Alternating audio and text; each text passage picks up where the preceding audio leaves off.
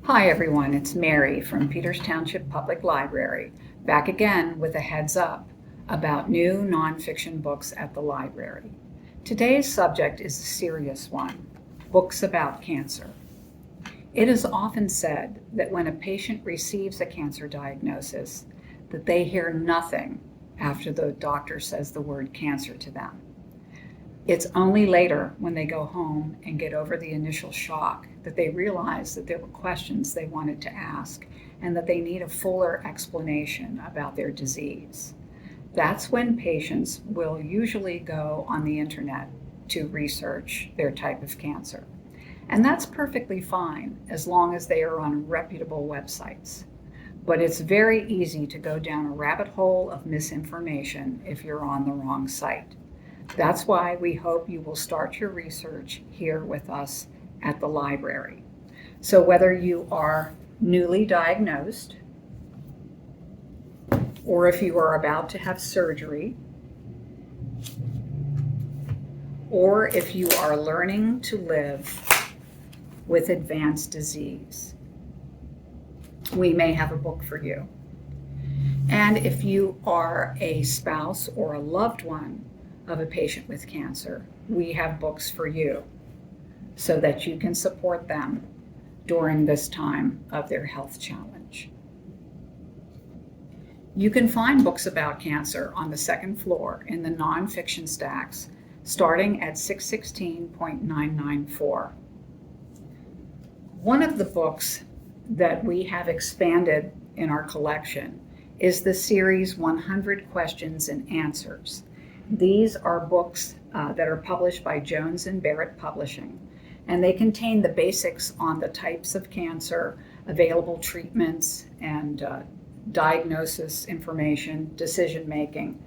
And of course, they have 100 frequently asked questions about that type of cancer and their answers. So you may be able to find in here answers to your questions before you go to the doctor the next time.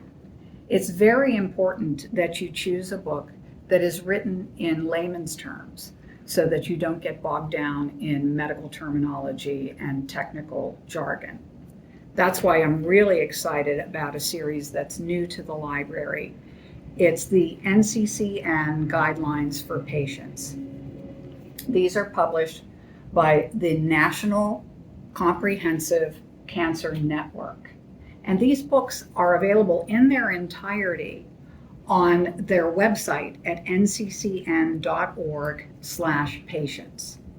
But if you have the actual book in hand that you've taken out of the library, you can fully appreciate the full color pictures and see the ease of use. These average about 70 pages each, so they are not a big time commitment in reading time. And they include the basic anatomy and physiology of the organ or body system that is affected by cancer and what cancer does to disrupt that, the symptoms of cancer, and they're very, very thorough about the diagnostic testing information from blood work all the way up to surgical biopsies if needed to stage the cancer.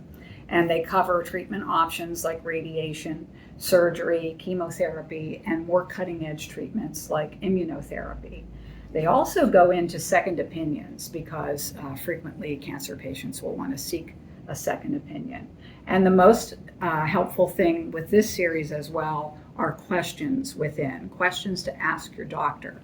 So if you check out this book, you can photocopy that question page from here and take it to the doctor's office with you, or if you go to their website, you can have that available on your phone when you go to the doctor's office for the visit. So these are very readable, user-friendly, and they actually come across as being very reassuring. We have updated the cancer section to include at least one book for each type of cancer that fall on the top 10 cancers by incidence in the United States. Now, these lists can vary depending on the statistical method used by the organization that is listing it. So we did go actually beyond 10 types in our new books. But whether you have a type of cancer that is very routine and very curable, or one that is more life-threatening, we may have a book for you. Also, be sure to look at McGill's Medical Guide, which is available through our website at ptlibrary.org. Click on Electronic Resources, scroll down the A to Z listing to M for McGill, and you can use this guide, which is a trusted resource for health and medical information. We hope you'll stop in soon, and know that our staff would be happy to help you find a book about cancer.